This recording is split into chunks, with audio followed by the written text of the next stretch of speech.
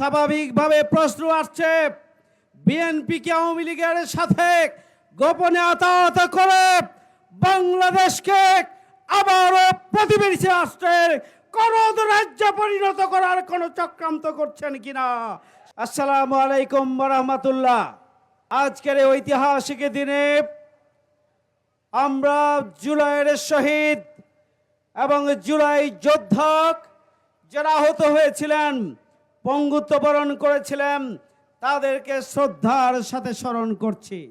2 বছর অতিক্রম হতে চলেছে, এখনো পর্যন্ত গণহত্যাকারী খুনিদের বিচারের জন্য কার্যকর তেমন কোনো অগ্রগতি নেই।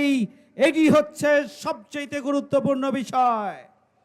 স্বাভাবিকভাবে প্রশ্ন আসছে, বিএনপিকে আওয়ামী লীগের সাথে গোপনে আতাত করে বাংলাদেশকে আবারও প্রতিবেশী রাষ্ট্রের করদ রাজ্যে পরিণত করার কোন চক্রান্ত করছেন কিনা। স্বাভাবিকভাবে এই প্রশ্ন চলে আসে আমাদের সামনে। সংগ্রামী ভাই বন্ধুগণ, বহু আকাঙ্ক্ষিত জাতীয় নির্বাচন, এই নির্বাচনের ফলাফল ইঞ্জিনিয়ারিং করা হয়েছে, দেশের জনগণের কাছে তা পরিষ্কার। এরপরও বিরোধী দলের পক্ষ থেকে নির্বাচনকে মেনে নেওয়া হয়েছে গণতান্ত্রিক অভিযাত্রাকে এগিয়ে নেওয়ার জন্য, দেশের স্থিতিশীলতার জন্য, জনগণের অধিকার প্রতিষ্ঠার জন্য।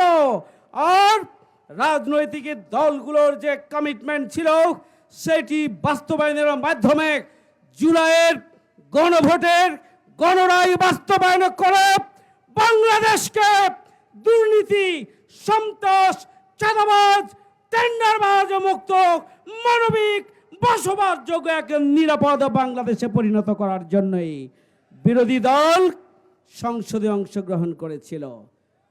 কিন্তু দুর্ভাগ্যজনক হলো সত্য, বিএনপি 70% মানুষের গণরায়কে পদদলিত করেছে। তার চরম মূল্য বিএনপিকে দিতে হবে, আজ হোক কাল হোক। কোথায় আছেন আপনারা? আওয়ামী লীগ গণবিরোধী ভূমিকা পালন করার কারণে রাষ্ট্র শক্তিকে কাজে লাগিয়েছিল, বিদেশি প্রভুদের সাহস নিয়ে, শক্তি নিয়ে তারা বাংলাদেশকে বেআইনিভাবে শাসন করেছিল। বিএনপি আমরা জানি, আপনারা চাইলেও প্রভু ভক্ত হতে পারবেন না, আওয়ামী লীগের চাইতে বেশি দালালি করতে পারবেন না, আমরা জানি।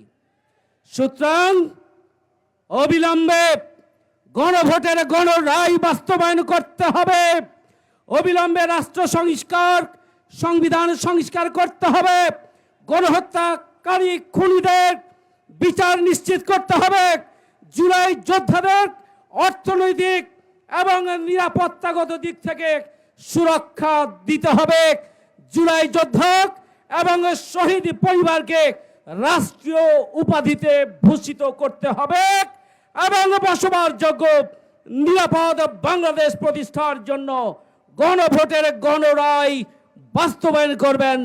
আর না হলে সেদিন বেশি দূরে নয়, আবারও প্রয়োজন হলে আরেকটি জুলাইয়ের আহ্বান এদেশের জনগণ দেবে ইনশাআল্লাহ। সবাইকে ধন্যবাদ। আল্লাহ হাফেজ। আসসালামু আলাইকুম।